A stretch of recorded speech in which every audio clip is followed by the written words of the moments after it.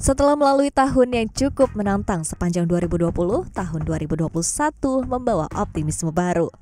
Berbagai harapan ditaruh tinggi, bermacam target dibidik. Optimisme itu terasa menjalar hingga ke pasar modal.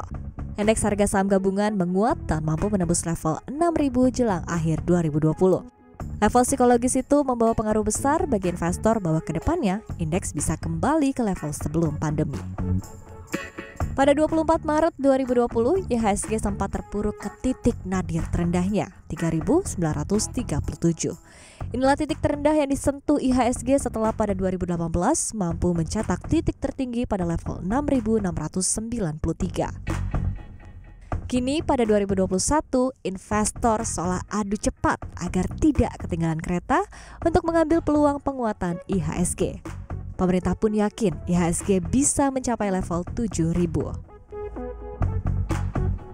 Optimisme juga terlihat di pasar modal sejalan dengan penurunan risiko ketidakpastian di pasar keuangan global tercermin dari volatility index dan credit default swap sudah semakin membaik dan IHSG diprediksi bisa mencapai 6.800 ataupun ke 7.000 di akhir Desember 2021. Pandemi juga membuat regulator dipaksa putar otak membuat kebijakan yang lincah. Mulai dari stimulus ekonomi maupun pelonggaran-pelonggaran kebijakan.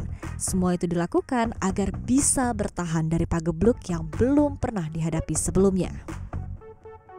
Pasar modal Indonesia sudah mulai bangkit.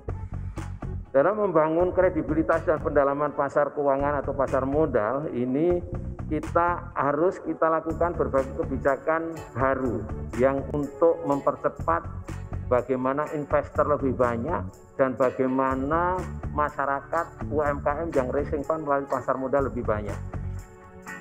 Tidak heran bila akhirnya tahun 2020 juga menjadi momentum kebangkitan investor domestik. Pada Desember 2020, Bursa Efek Indonesia mencatat dari total kepemilikan saham senilai 3.491 triliun rupiah atau lebih dari 50% kepemilikan saham dipegang oleh investor domestik. Bukan hanya itu, jumlah investor saham juga naik 53% menjadi 1,68 juta Single Investor Identification atau SID. Jumlah investor aktif harian pun naik 73% secara tahunan menjadi 94.000 pada akhir tahun 2020. Tahun memang sudah berganti, namun permasalahan yang dihadapi masih tetap sama. Pandemi COVID-19 ini secara nyata memang belum mereda. Bahkan kerap kali berita rekor penambahan kasus penularan mewarnai judul berita-berita di tanah air. Pandemi ini masih menjadi duri dalam daging yang bisa membawa luka yang lebih parah. Lihat saja, angka penambahan kasus COVID-19 belum menunjukkan tren penurunan. Bahkan rekor tertinggi dicapai pada 3 Desember 2020 dengan angka 8.369 kasus. Maka tidak heran bila rasanya pemerintah berkejaran dengan waktu untuk melakukan vaksinasi. Besarnya penduduk Indonesia mengharuskan pemerintah memiliki persediaan vaksin yang melimpah. Pemerintah menargetkan vaksinasi paling lambat dimulai pada pekan kedua Januari 2021. Proses pelaksanaan vaksinasi COVID-19 ini kita masih menunggu hasil dan rekomendasi serta izin dari Badan POM terkait penggunaan secara daruratnya. Jadi diperkirakan pada pertengahan Januari paling lama ya, mungkin kita sudah bisa mendapatkan izin tersebut. Bukan hanya itu, infrastruktur, logistik, dan distribusi serta stigma vaksinasi di masyarakat hingga letak geografis Indonesia yang berupa kepulauan, semua menjadi tantangan pemerintah dalam melakukan kesuksesan vaksinasi.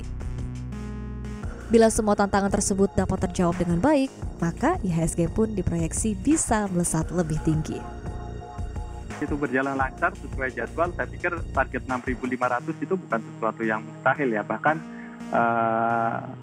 bisa lebih tinggi dari itu gitu. Cuma ya catatannya itu, jadi vaksinasi itu harus berjalan lancar dan sesuai target yang sudah ditetapkan di awal kan. Karena dengan lancarnya program tersebut artinya proses pemulihan ekonomi akan berjalan dengan baik dan ini tentunya dampaknya akan positif ke pasar modal kita. Tidak ada yang salah dengan optimisme investor di pasar modal. Sinyal keberhasilan akan proses vaksinasi nasional membawa euforia bagi investor. IHSG merangkak naik, harapan kembali meninggi. Namun ingat, indikator kenaikan IHSG harus dikonfirmasi dengan suksesnya vaksinasi nasional. Tim Liputan CNBC Indonesia.